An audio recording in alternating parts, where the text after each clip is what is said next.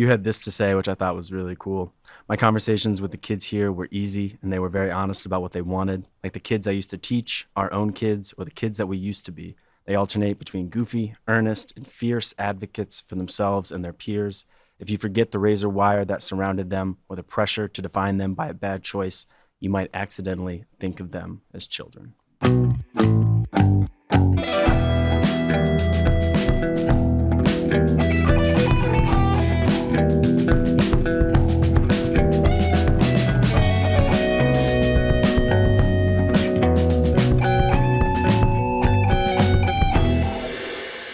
Welcome back to State Reppin', everybody, the one-time radio show, now podcast, where we find out what politics is really like at the Capitol. Capital of Wisconsin, Madison, Wisconsin, to be exact. From the perspective of our two co-hosts, Darren Madison and Ryan Clancy.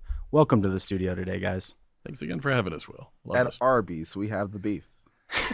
We are not at an Arby's. We are in the UWM studio, and we are getting this perspective from our two state representatives who represent us here in Milwaukee. One is a pinball wizard, and the other has the coolest office art in all of Madison. The goal of the show is to demystify politics. Stump speeches and buzzwords, they're great to watch on TV, but how does that actually translate to doing good in the world? How do politicians fulfill the promises that they make to us every 4 years? So that's what we're trying to do, understand what politics is like in real life. So we'll turn it to our real-life politicians we have in the studio with us today. Darren and Ryan, how has real-life politics been since the last time we talked to you? Man, there's been a lot going on. Although, Will, if you call me a politician again, I'm going to leave. Yeah, pretty much. Fisticuffs. Also, we have to fulfill promises every 2 years. I was thinking that. Your guys' cycle is 2 years. Indeed. But yeah, we like to call ourselves organizers who eat the rich. But happen to have been elected to eat the rich. So not politicians, organizers with the title to their name now. Yeah. Ooh, that's clean. From this title position, let's talk about some of the things we talked about last time, the elections that just happened. We had a bunch of things on our ballots: school board races, Supreme Court races, and constitutional amendments. Let's start with the big one, Janet Protasiewicz. Or Zaywich. Sandwich. We'll just slow that down and play it back again and again. How is that? Is that going to work out like everybody thought it was? Yeah, I mean, I am super glad that she won because it means that there's a pathway to fair maps. I think a lot of people were like, great, Janet won. That means, we're going to have fair maps next Tuesday. Right. That's not the way it works. We will have to see an entity with standing to come to the court. And then the court would have to rule on that. And hopefully it would, like any reasonable person, any reasonable observer would be able to do, they'd look at the maps and say, these are horrifically gerrymandered. We should fix these. And then it comes down to a process of what redrawing those maps actually looks like. And that's going to be a contentious one as well. But there's a pathway now, and there in a way that there wasn't before. Yeah. Is that a couple-year process to redraw maps like that? Yeah. Well, yeah. One, it has to go through the courts. Two, it has to go through, actual map drawing process, which we knew when it happened, 2 years ago. Was that 2 years ago? Yes. Yeah. Right. It feels like a long time ago, yet it feels like yesterday. It took a long time for us to figure out the maps process. There was the people's maps, there was Republican maps, there was the governor's maps. We would expect another similar process like that even after the court ruling. So I wouldn't expect it to be as quick as folks think. That's kind of what I was understanding too. I even got a text from a friend who was very happy when she won and said, we won. Hopefully we get new maps now. And I found it funny that she put, hopefully we get new maps in the text, where this isn't a sure thing, but this is the first step towards something like that. Mm-hmm. Sure. Yeah. I did hear also that Waukesha did not go as Republican in this voting cycle as they had in the past, where it was only 55 to 60% voting for Dan Kelly and then the other 40% voting for Janet. And historically, in Waukesha, most Republicans get 70% of the vote, up to 75% of the vote. Is there anything to take away there? Is abortion a hot issue that crosses Republican and Democrat lines? Yeah, I hope so. And I think a lot of the polling is just flat out wrong. And I think it's, we keep relying on data that essentially does not talk about younger demographics at all. So I think that might be part of it. But yeah, I mean, I think this was not a straight partisan race. And I think That's what I felt like. I hope that a lot of the folks in Waukesha and elsewhere got into that voting booth and said, oh, like, I have some really basic things at stake here, and maybe voted that way. I'd also say that, in parallel with a rising new majority of voters, right? Who are you talking about there? Talking about millennials and Generation Z, which will be the biggest voting bloc and most diverse voting bloc in the country come next year. A lot of those folks showed up alongside that narrative of, folks getting engaged because of abortion. Folks could argue that folks were engaged because of, the narrative related to tough on crime, because that was a huge piece of the conversation throughout this race, which saddens me. But also, I think a lot of folks are interested in balanced government, right? When there is a lack of equilibrium, I think you find folks, even Republicans that are like, we don't want a supermajority. We want a balanced government. We want folks' narratives to be heard because that's what democracy is. That's what your everyday life looks like. A bunch of different ideas, people coming together. Right.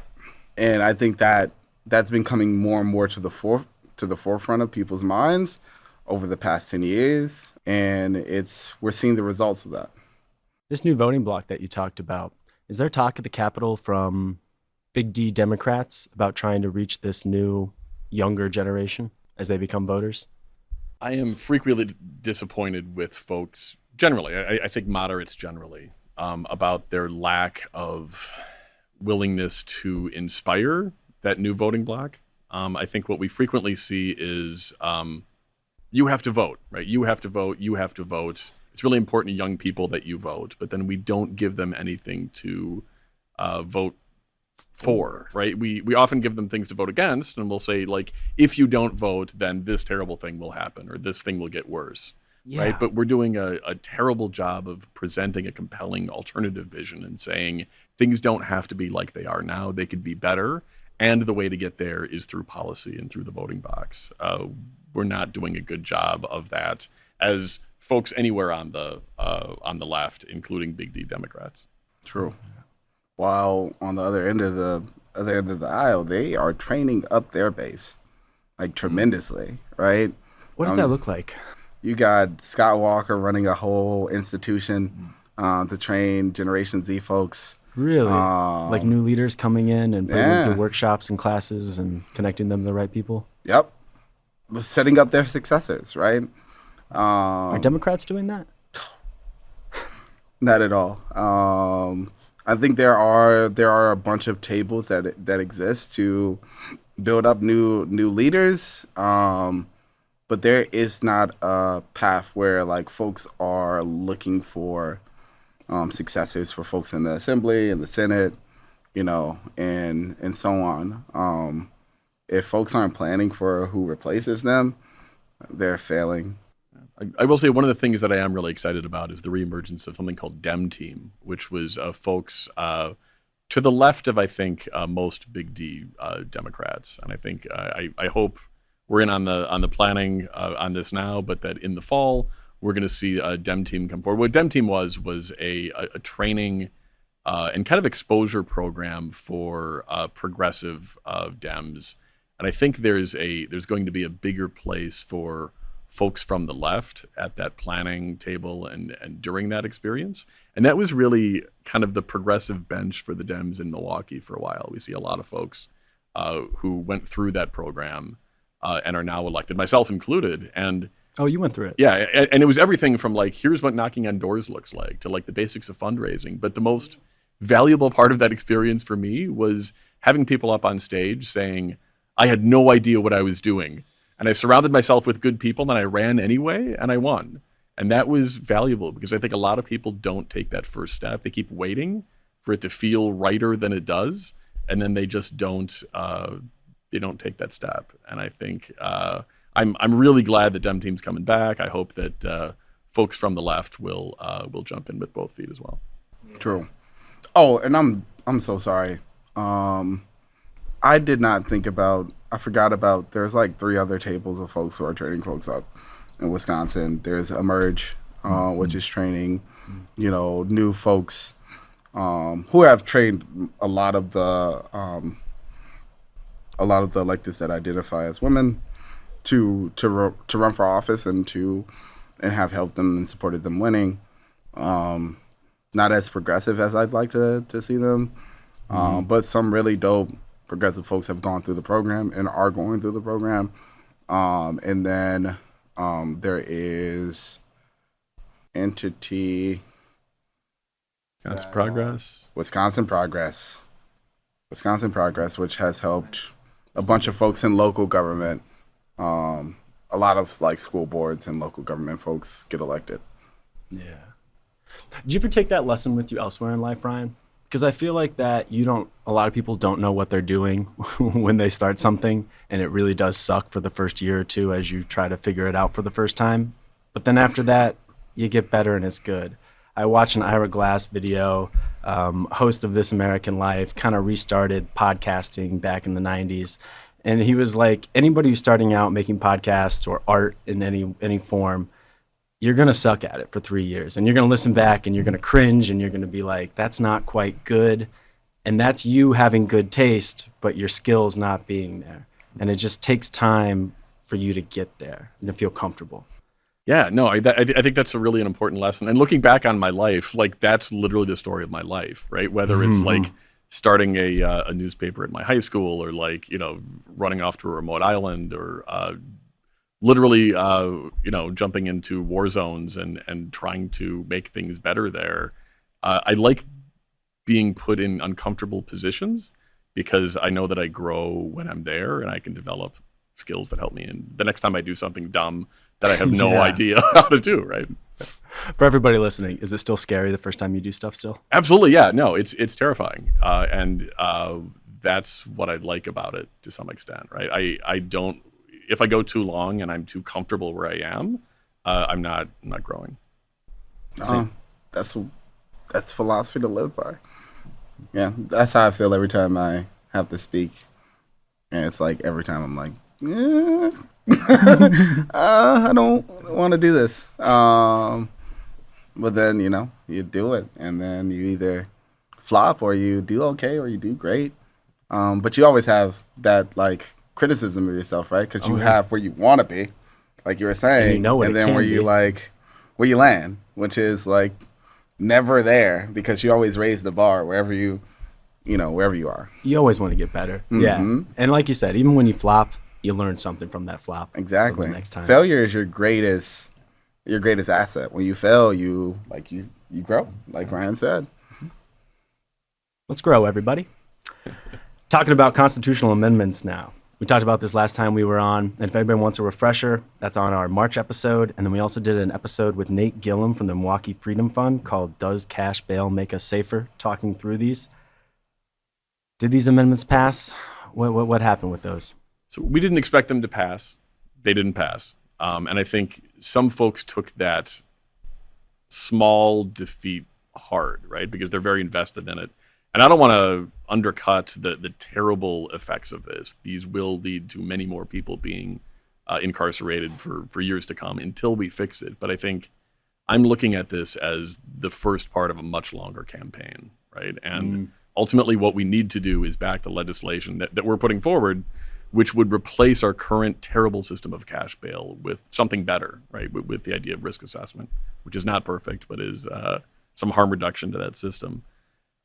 So yeah, it was, I think that most people did not assume that we were going to win, but the campaign itself was important because had we not been part of that fight, there wouldn't have been a conversation about it, right? I mean, from the press conferences to the massive coalition of, I think, over 20 different organizations, many passionate individuals, we put that seed into a lot of heads across the state saying, It's not, do we just embrace the status quo or do we double down on that shitty status quo? But can we do something better? And it's clear based on both the data and the really compelling testimony from stakeholders that we can and that we should. And we just need to get to a place where we have the votes for it.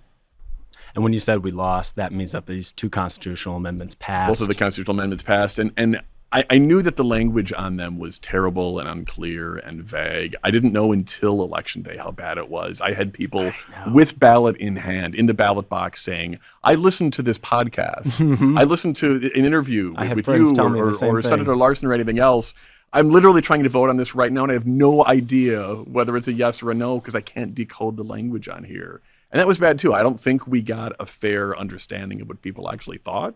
Because many people got into that voting booth and did not know what the language meant or what the larger effect of that would be if it was a yes, and they were both yeses ultimately. Yeah, and the additional trailer bill, of course, passed. Trailer bill? Yep, where we actually defined serious. Oh, okay. Yeah. Which serious? Yes.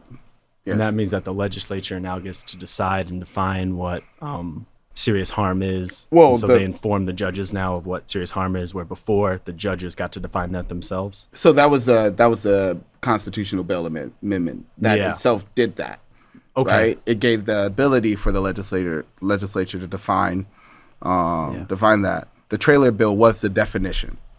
Oh, how they actually defined it once it was in the legislature. Massively broad one, and unfortunately the governor signed it, and that was frustrating. How did they define serious harm? Everything. I mean, including emotional distress. So emotional damage. It used to be serious bodily harm, and they changed it to serious harm. Serious harm entails everything.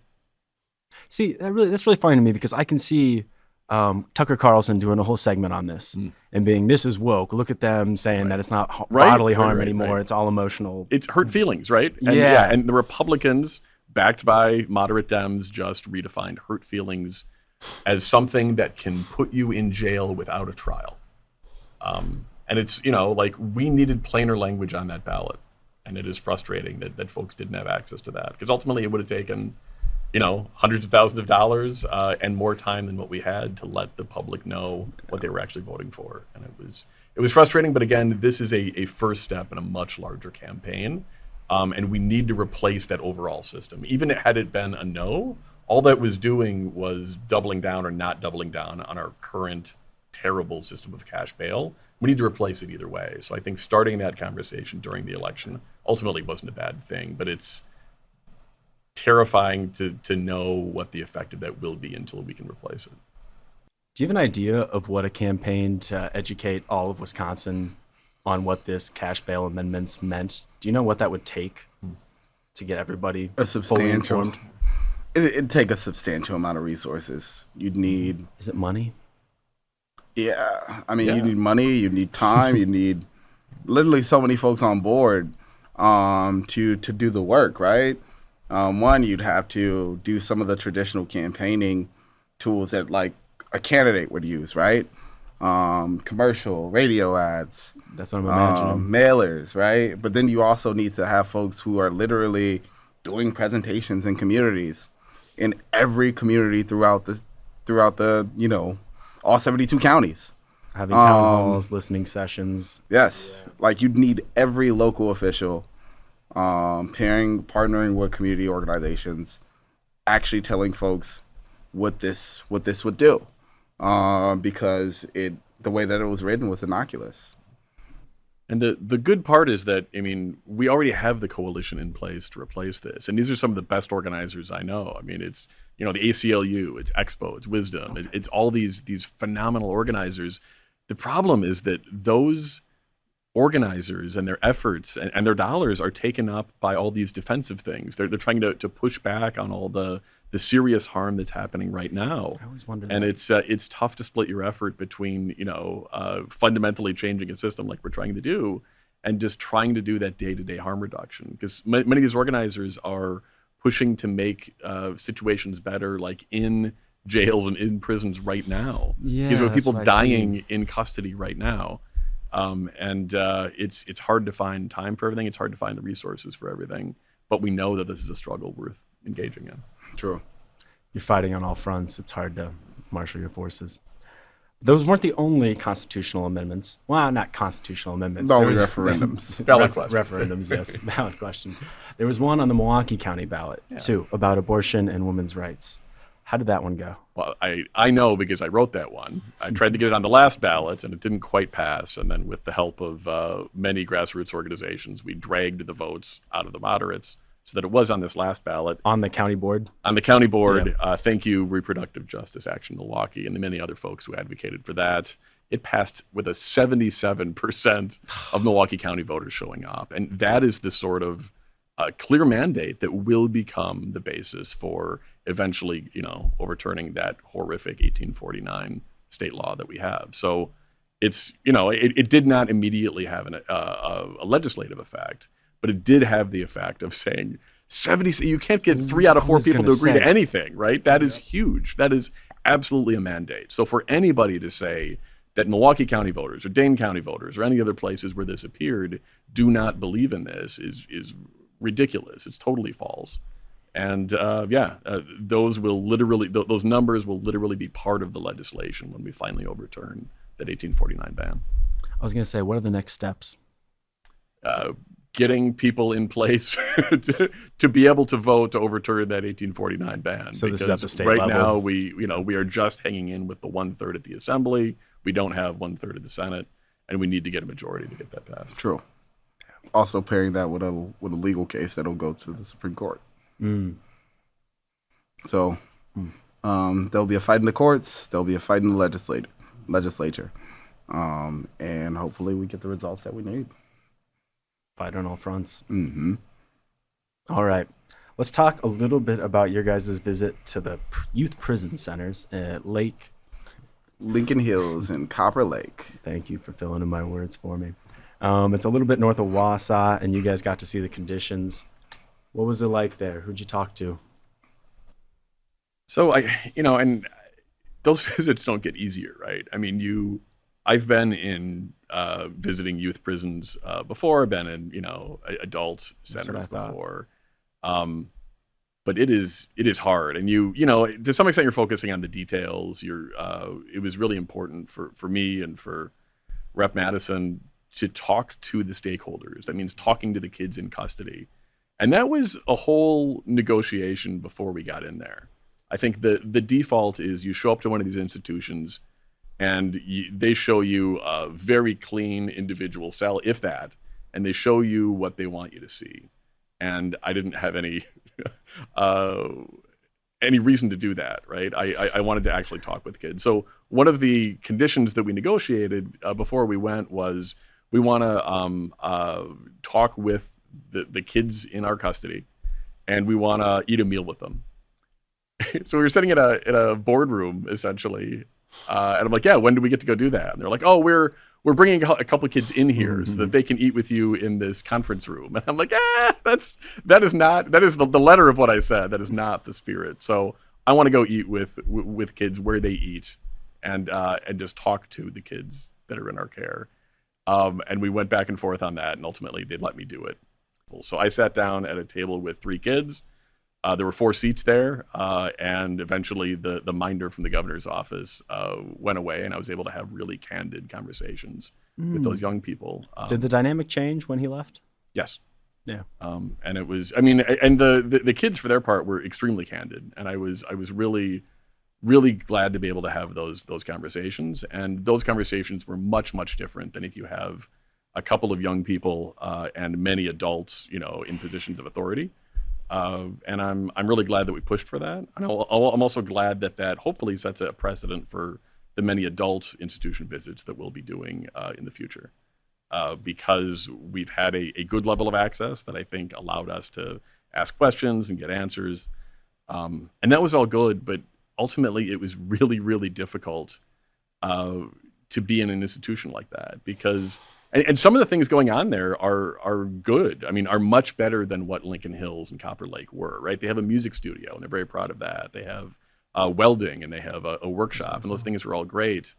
And ultimately, this is a child prison. This is a place where we lock kids up, and I think I never want to get so enmeshed in the details. And the details are important, but I never want to get so stuck in there that I'm forgetting that we're locking up kids and that's never necessary. And that we have to be focusing on how to not incarcerate kids in the future. That these are 14-year-old kids. Right. Yeah. Right. You had this to say, which I thought was really cool. My conversations with the kids here were easy, and they were very honest about what they wanted. Like the kids I used to teach, our own kids, or the kids that we used to be. They alternate between goofy, earnest, and fierce advocates for themselves and their peers. If you forget the razor wire that surrounded them or the pressure to define them by a bad choice, you might accidentally think of them as children. Very much to the point I think you were talking about. But maybe a burning question is, how's the food? Yeah, so the food was objectively better than what we have at the county, and by a huge margin. I was expecting to go in there and get food similar to the stuff that we serve at the county, which is, if you've ever talked to me about prison food, I will go on at great length about we'll how link it's some pictures to the them. absolute worst food that I've ever eaten, hands down. And I've been in a lot of exotic places, a lot of exotic things.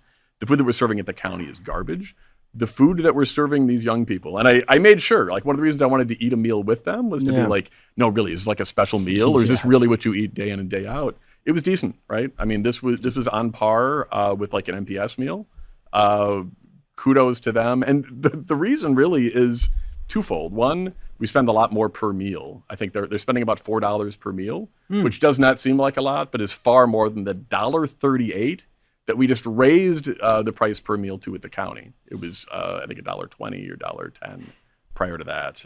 And the money there makes the difference. The other one is this: there's not a third-party vendor doing their cooking and their serving and everything else. There's no profit motive for them to be shaving, ingredients and everything else and producing it as cheaply as possible. Their mandate is to serve healthy, nutritious food. And on that front, they're doing it, right? These kids should still not be incarcerated. Should still be in their homes, their communities. That said, the food is pretty good. Food is pretty good. Yeah. Can we talk through the profit motive in the adult prisons? Yeah, so in the adult prisons and the child prison here in Milwaukee, for that matter, it's run by Aramark, which is a private company. It also happens to have a monopoly.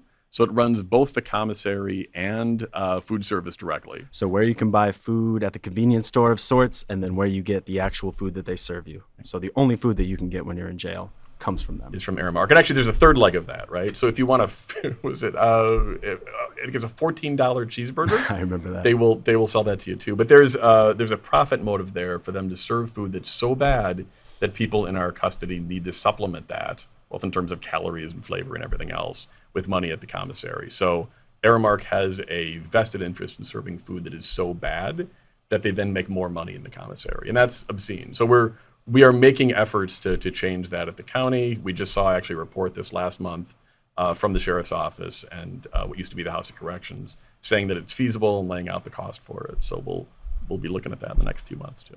That's what I heard. I heard there was some pushback to that, though, that it seemed like it was feasible and that we'd actually be making money in 2 or 3 years of doing this.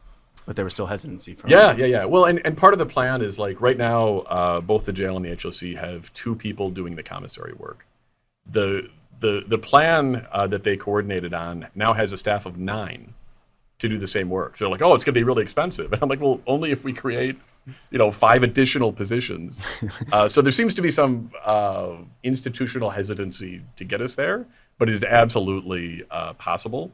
And ultimately, it's a lot more efficient. And ultimately, those jobs are a lot better jobs. They're public jobs. They have pensions. They have a much higher salary than what you get at Aramark.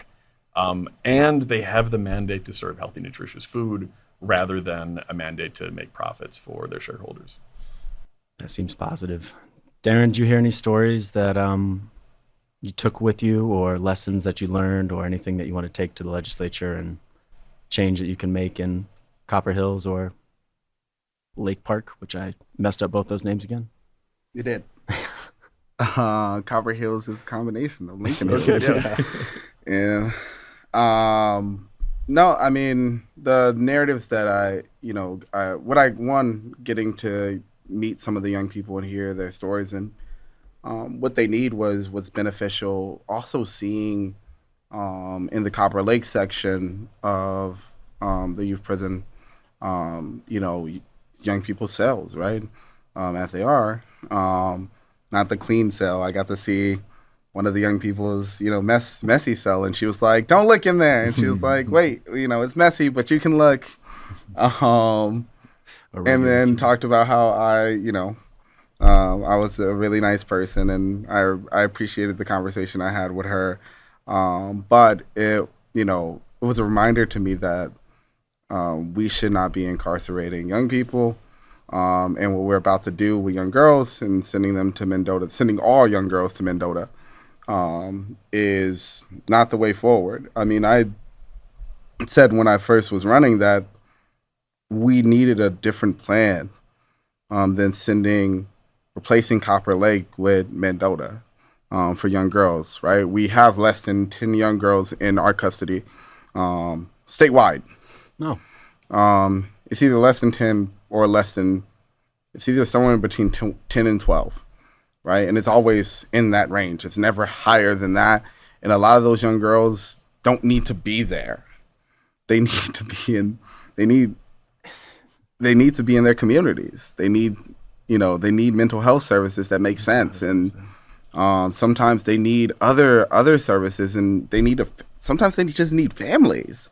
They just need friends, someone to talk to. And, they're missing all of those things, but the way we are navigating that is sending them to a youth prison when we can't figure out what to do with them because the state has no solid investments in young girls. That's the flaw.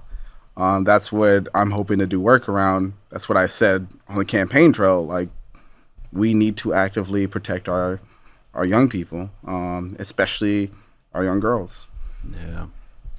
Any one nugget you guys are going to take back and try to change the legislature? I think the really clear insight that we were given from the staff there is that when we create new child prisons closer to home, so in Milwaukee County here, Lincoln Hills and Copper Lake will still exist. They were very explicit about this. They said, you could make an institution in Milwaukee County, you could make one in Madison, you could even make another one in Green Bay. Those will not close that institution, which is getting more than $400,000 per child per year. We've heard a lot of politicians, we've heard a lot of policymakers imply or suggest or say outright that building a new child prison closer to home in Milwaukee will make that obsolete, that it will close it. That is absolute garbage. And because that's what I've heard, that they're going to close it. Yeah, it's not true. I mean, we keep hearing that. It is categorically not true. And all that means is that we're going to be paying more than the $420,000 that we're paying now, more than the likely $450,000 in the next cycle, in order to incarcerate these kids, rather than investing upstream in ways that provide them support before they make horrific choices. And it's bad. And we keep seeing legislation coming across the floor in the assembly to double down on that. Whether it's carjacking or whether it's anything else, we keep elevating these crimes, which happen to be ones that are focused in Milwaukee to a large extent. And we know that it's going to lead to even more mass incarceration. And it's frustrating. Segueing from mass incarceration to the police, maybe a natural one. There was an event at City Hall yesterday, the Milwaukee Alliance Against Racist and Political Repression. It was basically supporting the adoption of a standard operating procedure for the Milwaukee Police Department on how they release footage, body cam footage, after a incident, if you want to call it favorably. What's going on with that? Were you guys both there yesterday? I was not. I was at a event in my district talking about the intersection between racism historically in this country and policing practices. So, while being in space with residents, chatting about how do we move in a better direction in the village of Shorewood, because they have their own issues as it relates to racial inequities. In the city of Milwaukee, there was a different fight that fed into the same continuum, and Ryan was in that space. I think we do an admirable job, or at least we try to, of kind of dividing and conquering. Right? I really wanted to go to that event in Shorewood too, and it's it's frustrating sometimes not to be able to be present everywhere, and then also not ever seeing my own family or kids. Sorry, kids. But no, there's so much going on, and it's often tough to get a hold of. But I got to take on the FPC fight yesterday, and it was, man, being in the room with so many victims, or the families of victims of police violence, because the vast majority of stakeholders who spoke the most passionately were parents. It was mothers and fathers of kids that the Milwaukee police have killed, and they're just wanting closure, right? I mean, it is just impossible to listen to the stories of parents who were like, I know that my child was killed, 1 year ago or 18 months ago or 9 years ago in some cases, right? I don't know their last words. I don't know what their last moments were like. It's impossible to listen to those stories and then not be able to feel compelled to take action. And that's ultimately what happened yesterday. I mean, we had those advocates. We had the Milwaukee Alliance Against Racism and Political Repression, who've been working on this for about 2 years now. We had stakeholders from all these other different groups, and I was there too. And we had what was essentially a split FPC. So you had 4 people that were, I think, pretty clearly going to vote to remove exceptions to this body cam policy. So I'll take a step back. The body cam policy that was on the table was the police should or must release footage to the family following a critical incident. So the use of a firearm or somebody seriously hurt or killed adjacent to police. Within 48 hours, and then release that footage to the public within 15 days. And that's it's a solid policy. However, there was a loophole there big enough to drive a squad car through, and it was if after that 15 days the police feel like they need more time, they just give themselves a 5-day extension, and they just tell the FPC that they're going to do it.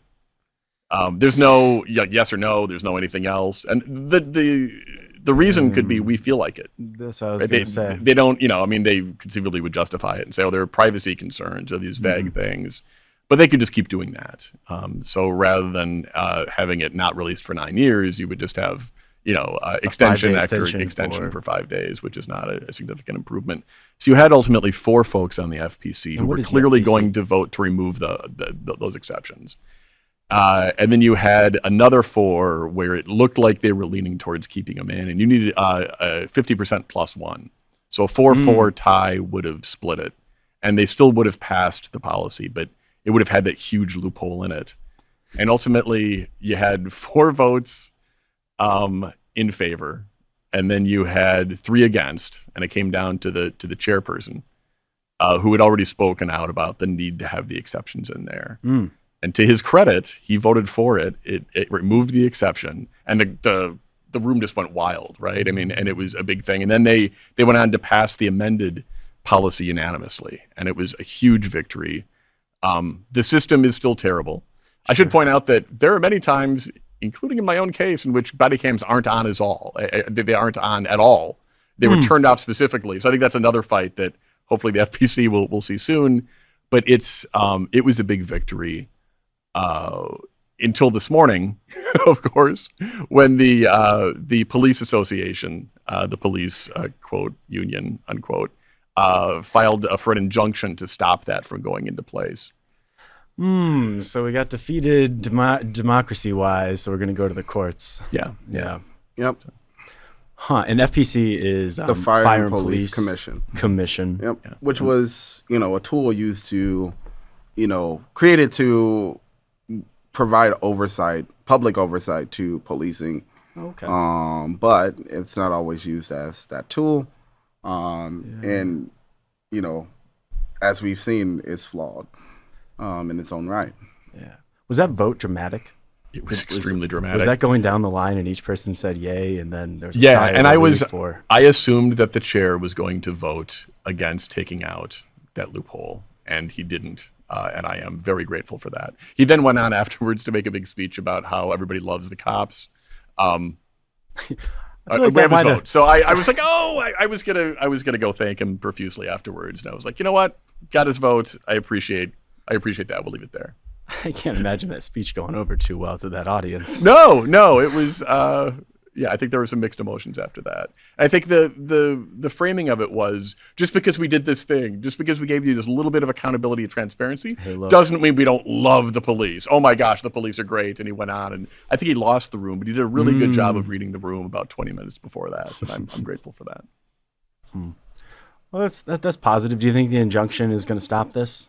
I don't know. We'll see. I mean, it's got to be really tough to be a PR person for the Milwaukee police right now, saying, because this is not an extreme policy. I was going to ask, what do other states do? What do other cities do? Oh, yes. I mean, and there are other cities that have done this, right?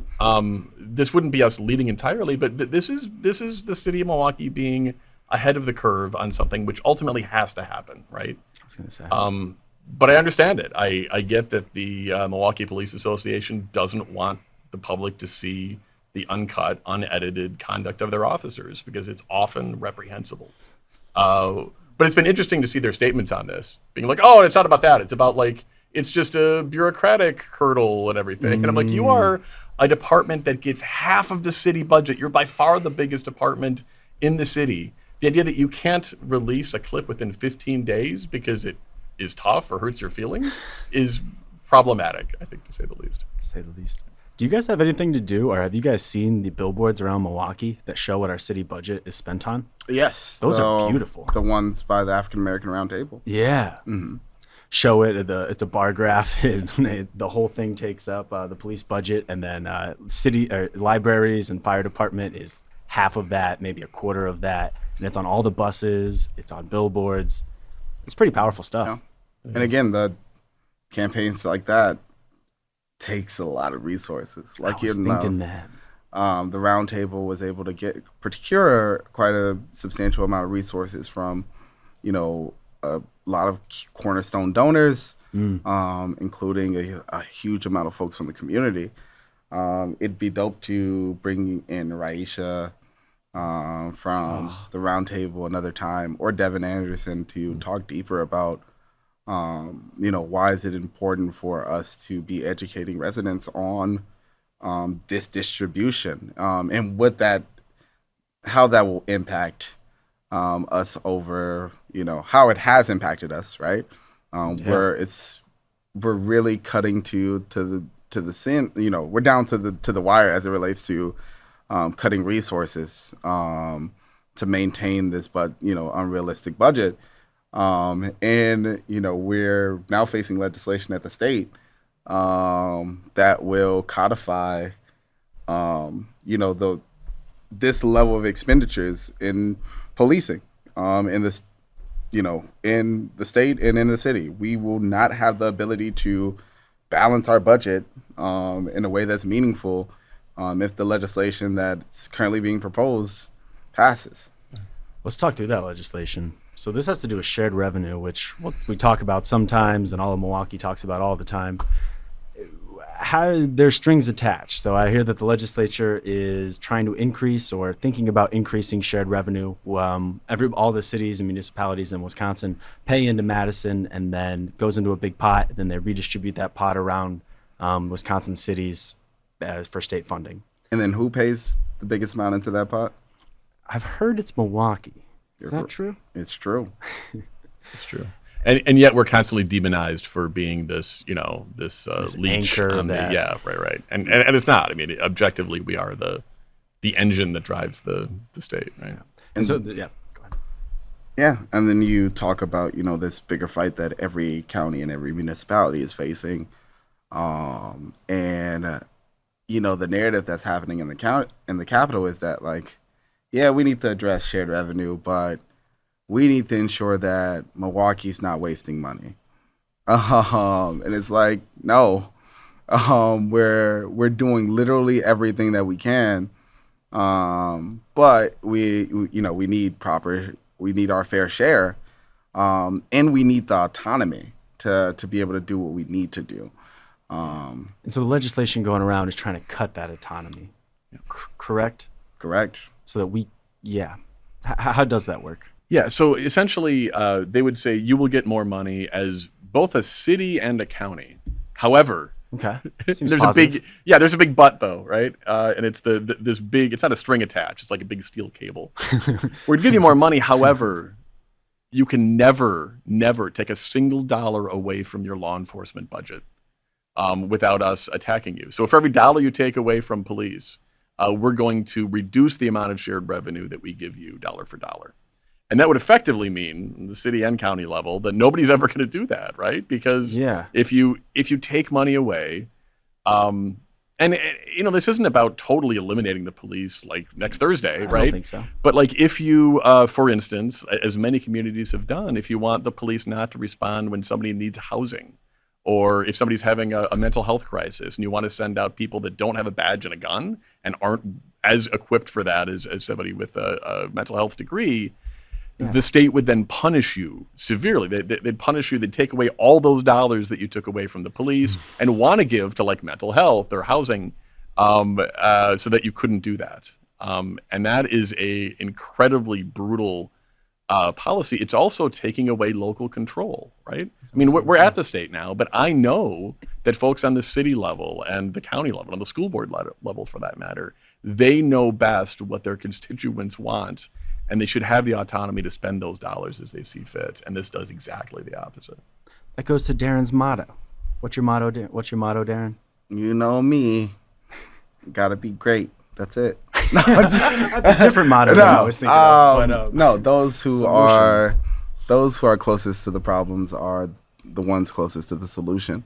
Again, as we talk about local control, that's a reflection of that ideology, right? The reason why we have mayors, we have aldermen, we have county supervisors, a county executive, a school board, is for folks to be able to have the agency. Folks who live, work, and play. Shout out to my boy Sam Harshner.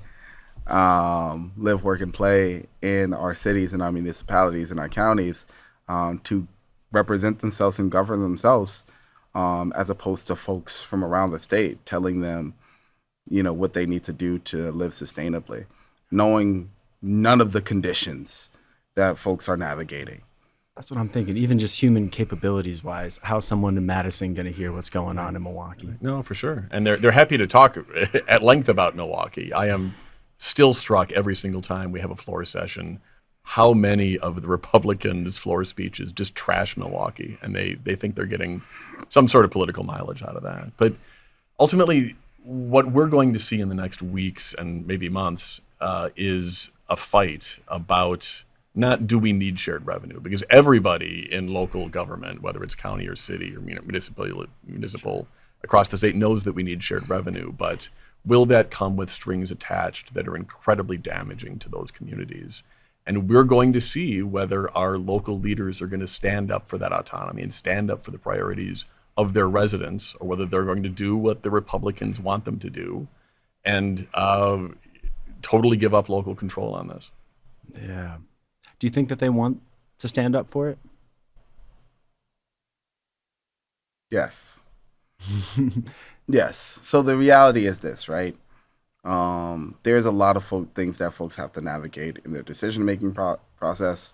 And we'd hope that folks are doing things for, the good and will of the people that they serve. And sometimes it's not that. So what we, try and do is always raise class consciousness. We try and educate folks so that they know the full story, the full picture.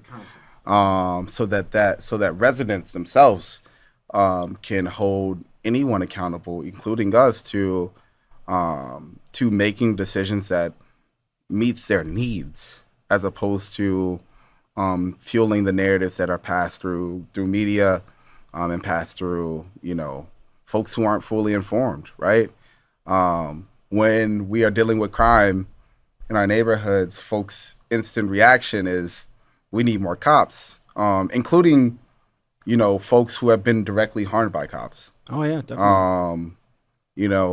But when we have real conversations about what our true root causes of crime, we have real conversations about, what does it look like for us to feel educational gaps in our young people, with our young people as we come out of COVID, and we actually talk about mental health in our communities, right?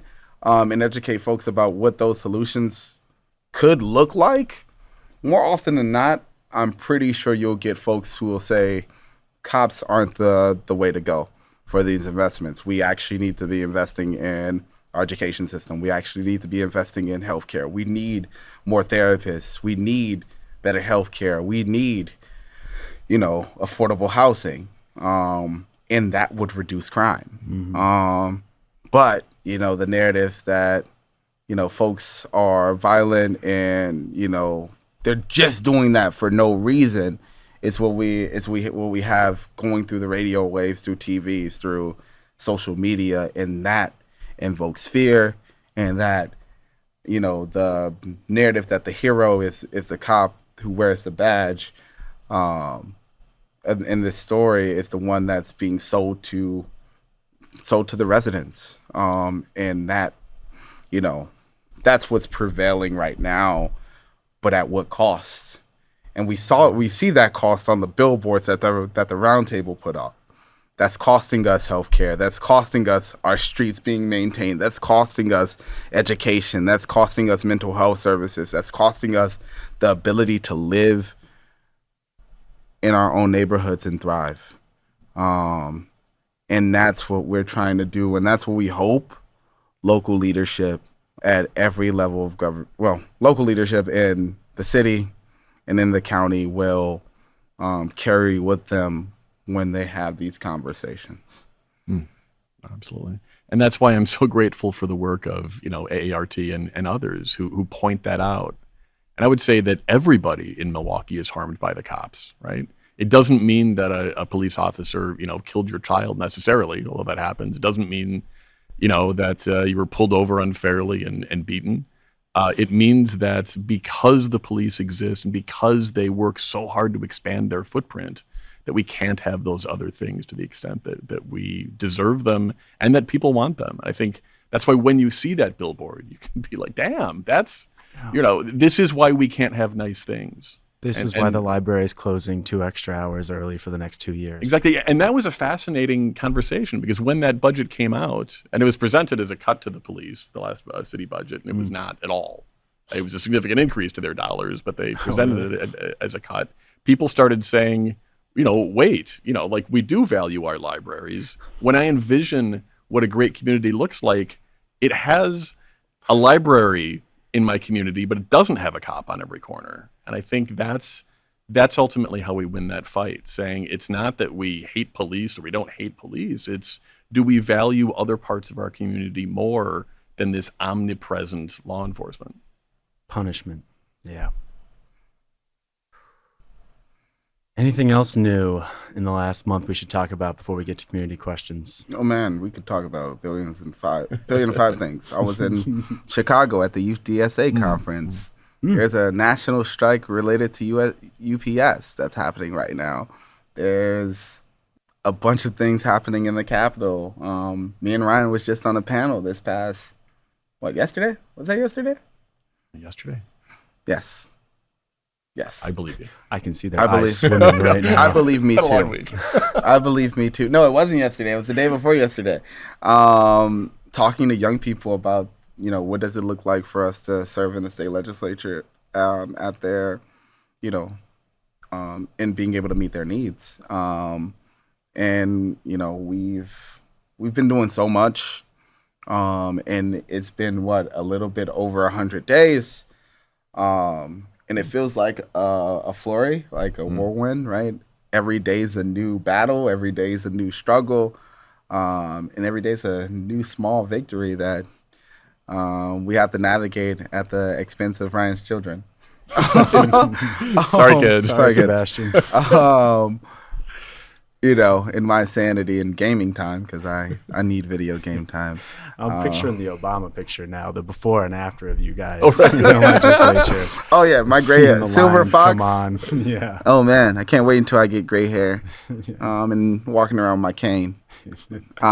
Each of these gray hairs in my beard is one of the moderates that I work with day in and day out. Oh man, but it's I don't want to give away Ryan's age, but there's over 100 of those gray ones on his beard. But yeah, I mean, we've been doing a lot, and it's hard for us to communicate all of the work that we do with you guys. But we're trying our best to fight on your behalf, and we're doing it, with the grace of an elephant, as I like to say. Not the elephant that represents the party over yonder, Yeah, but watch out with your symbology. the adorable ones that we like. Like a Dumbo elephant. Like clumsy, but like heart's in the right place. Exactly, Cute. because I'm super clumsy. So that's a perfect analogy.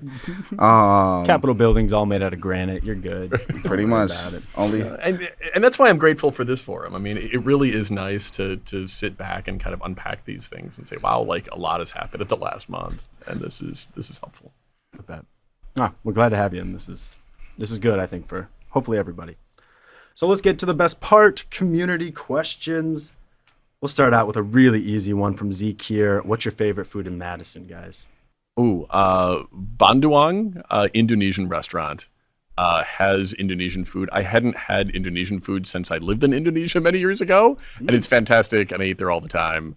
And they have something called Gado Gado, which is just fantastic. And Morris Ramen. I have to mention Morris. ooh, we got a lot of options. I'm not gonna lie. Morris is always heat, just to be able to support our homie Francesca Hong, and her amazing staff. How spicy do you get it? It all depends. If I'm feeling spicy. What you got to do afterwards? Yeah. But there's a dope peanut stew that we get from what's the spot? The Great Dane. Yeah, that peanut stew is lit. Yeah, that's good. The Indonesian food is also pretty fire. I also had a peanut dish there, like a peanut tempeh dish that was Like a satay, yeah. Whew, Yeah. I don't know what it is about these nuts. I'm so glad that we finally made a D's Nuts reference on this podcast. It was getting way too classy. But I'm there for a loving while. it. I'm loving it. But gotta make the jokes. Those are my dishes of choice for sure. All right, Darren likes peanuts. Mike asked you guys, I'm hearing about impeachment mania. Is Janet or the governor in trouble of being impeached? Right now, no, but it's possible. The door is open, right? There were two battles happening over this election cycle, and one wasn't getting that much attention, and it was over the Senate. And folks, we lost the Senate in totality. Republicans are in a supermajority, and they now we can have impeachment trials if Republicans pursue it. What is supermajority again? Is that 75%? yeah. Two-thirds. 2/3 in the Senate. Two-thirds And are they all have it. Republican, and then They do not have the supermajority in the assembly, which is why there's a lot of pressure on us for everything. And ultimately, it's terrifying to have to rely on the Republicans not to be horrific and petty. Yeah. But that's where we are. And again, like Good times. Yeah. hoping the bully doesn't steal your lunch. again, I think that like at the end of the day, it ends up coming down to how much of will Republicans making this move, how much will that affect their bottom line? Because like I was saying, there's that rise in population of folks who just want balanced government. And we don't have that right now. Yeah, and my hope is that with the Protasewicz victory, that some of the Republicans will say, oh, wait, I might have to fight for a fair map, a fair district in the future. Maybe I should stop doing what I've been doing for the last several years in consideration of that. We'll see if that happens. Oh, like very much a political incentive. If I want to get reelected. I would love to appeal to morality or ethics here, but I don't know. Career politicians, yeah. Tamara asks, What can Madison learn from Milwaukee? I I'm know a assuming lot that's of Darren things. Madison. I know a lot of things. Yeah, what can Darren Madison learn from Milwaukee? Yeah, I think the better question is Madison. It depends on what context she's asking about Madison. She's talking It about was the a city or the tweet, so capital. I have no capital. I'm All right. imagining. What can Madison learn from Milwaukee? Ryan, go. I don't know.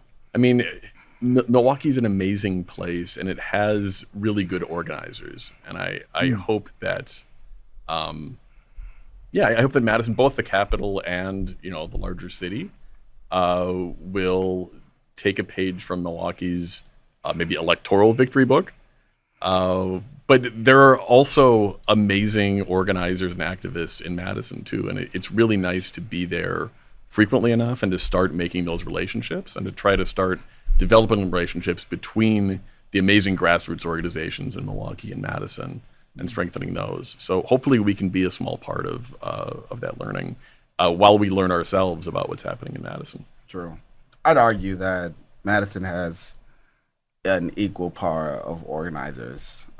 They do some really dope work, whether that's Freedom Inc., whether that's G-Safe, whether that's what's that organization that I love working with? The Dare to Know campaign, which is focusing on teen dating violence. They're organizing in a similar par to Milwaukee, but it also looks different because they're also not the same size. So we actually, the scale in which we have to navigate organizing in our city is different, and there's a lot of small siloed relationships, especially between nonprofits and organizers that exist in the city that we actually are in the process of overcoming, and folks having real conversations to unpack their stuff, right? Didn't say that other word because didn't want to get fined. But No FEC here. FEC, they're one of the two. Yeah, we can swear. Oh, can we? Yeah. Fuck yeah. Shit. We'll fix it in post. If you could put in some expletives afterwards, that'd be great. But yeah, I mean, we have a battle. Our real battle in the city of Milwaukee has been in cohesion. I hear that a lot actually in Milwaukee. We're siloed. And the lesson in that is, for Madison folks, is don't sweat the small stuff. You don't have to be at the helm of being the champion, of being the number one. At the end of the day, if it wins for the folks you serve, it wins for you. You guys are gonna like this question. Tamara's sister asked, "What can Milwaukee learn from Madison?" Ooh. Oh, it's the same thing. We need Indonesian food in Milwaukee. I'm going to put that out there. Is that what we I don't want to have to drive all the way up for there. Yeah, I mean, we can learn definitely from the diversity in restaurants that they got, for sure. And they've been able to figure out a lot as it relates to, navigating relationships with the federal government that the city of Milwaukee still needs to grow in, which is leading to a lot of growth in their population. They're getting federal grants and federal funds, and that's really helping their growth. Yep. I think we could see Milwaukee could be bolder in our local government. So, for instance, Dane County, shout out to the Dane County Board who put together an abortion fund in their last budget, allowing Dane County employees to have access to abortion care across the border because it's not legal here. I am trying to get an almost identical thing passed at the county, and it is much more controversial here than it was in Dane County, where it passed without notice. And that'll be a whole fight too. But I would love to see local government be bolder when they know something's the right thing to do, rather than having those conversations about, is this the right thing to do, rather than is this politically expedient to do.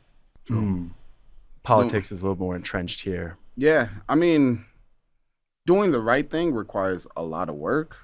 It requires a lot of education, like I was saying. And a part of that time, right, spent educating folks is a lot of folks hating you. for doing the right thing. First time you stand up. Yeah. Yep. Until they realize that the right thing is to their benefit, not to their deficit. And that's where, folks miss the mark. They're not willing to do the right thing for the right thing's sake. They're doing the politically advantageous thing to avoid having to walk the harder path. Micah asks, why are polling places so freaking small?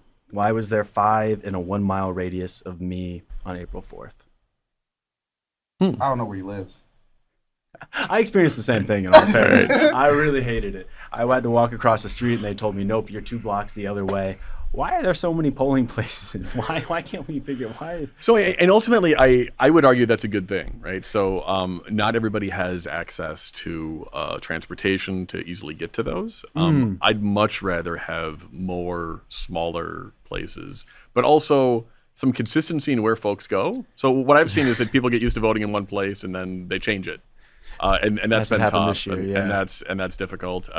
Check before you go. When I'm out knocking doors and folks ask, "Hey, where do I vote?" Even if I think I know, I bring them to My Vote, the website, and we can look it up and see exactly where that is. Sure. But yeah, I think more places that are smaller is preferable to big centralized locations, generally for ease of access.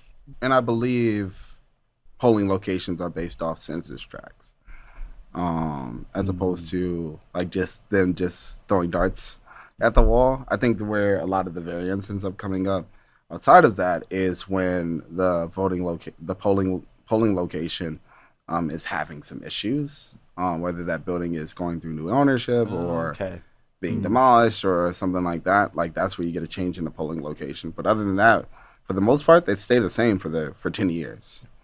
When the maps were redrawn, some of those switched, but yeah, generally for the next 10 years it should be good. But yeah, So sometimes public buildings are falling apart, so you need to. So stay, looking at myvote.wisconsin.gov to just make sure you're good on your polling location. If you want fewer locations, you could just not fill out the census. Encourage your neighbors not to fill out the census. Yep. Which also go means, underground. Yep. Which also means like that something we should endorse. your Yeah. community. But maybe don't actually do that. So basically, me and Micah should grow up a little bit and Pretty do our much. homework before we go vote. Get a bike. That makes sense to me. We'll end on a fun one, I think. Jess asks, why does your mom hate raisins, Darren? See, Can you give the context for this first? it all started when I was born. No, I'm just kidding. What had happened was, as I like to say, I was talking to my mom early in the morning, and Ryan had a bunch of granola bars that he had brought that we liberated from the hotel that we crash at. Yes. Liberated for sure. Party gifts, We yeah. redistributed the granola. We redistributed the people. granola to the people. We're the people too. By the people, we meant us, the oligarchs of granola. Politicians. But there were two raisin, the raisin granola bars. Yeah. And I was like, I don't really like these. And I was like, Ryan, why'd you not get the chocolate ones? And he's like, oh, yeah, those are the green ones. Oh. And I was like, that's stupid. Raisins suck. Now, craisins are a vibe. But raisins, they are poo-poo doo-doo, as I like to say, too often. And my mom was on the phone still. So she was like, I have an observation to make, and I don't want to make it because I don't want to be rude. And I was like, yeah, go ahead. Like me and Ryan, we shoot the shits all the time. So she was like, I'm gonna assume that Ryan's white. I was wondering if that was where this was going. And I was like, and Ryan started laughing. I was like, yeah.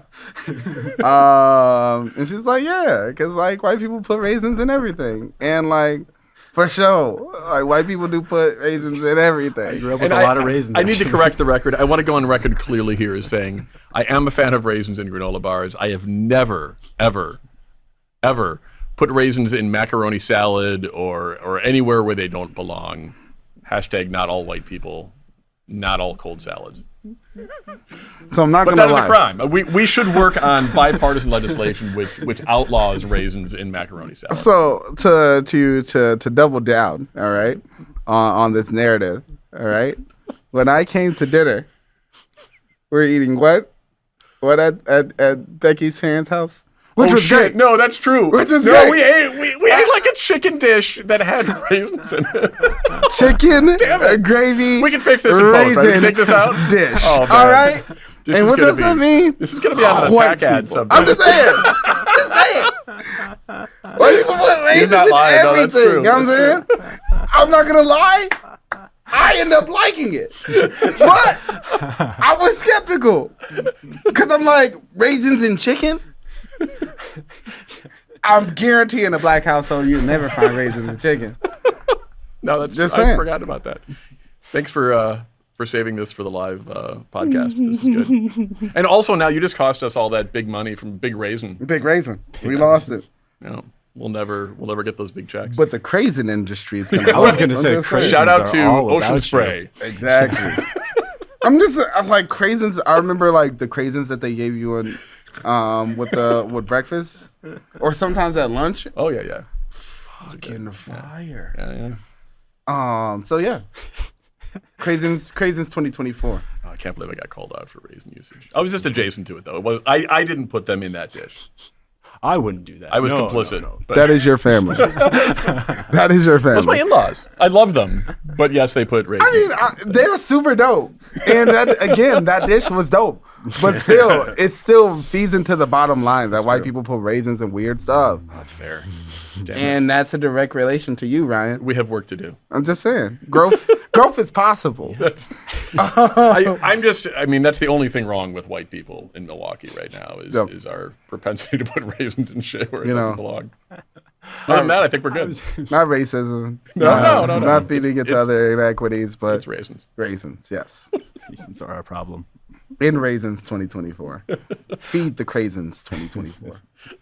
I bet that would actually be a pretty popular plank. I'm not sure white people like raisins that much in chicken either. Right, it seems to I be don't know just why like my that. grandma No, I always mean- puts them in it, but yeah. If you go back to the status, the amount of white people who went crazy about raisins and that, surprising, right? Yeah, you might actually I'm lose. just You might saying. lose on that platform. You never No, know. like I Yeah. posted this online, like, you know, this kind of mea culpa, like That's yeah. why she got it. Yeah. And like there were a lot of people, a lot of white people, I'm going to say that, defending raisins. To death. Like it was serious. I was like, whoa, I touched a nerve here. Yeah, raisin wars. So it might not go over like you think. I'm just saying. This might Yeah, not be as- our political Yeah, end. that might cause the new race war. The socialists are not coming to like, you know, for abortions or to take your guns. They're coming for your raisins. coming for your raisins.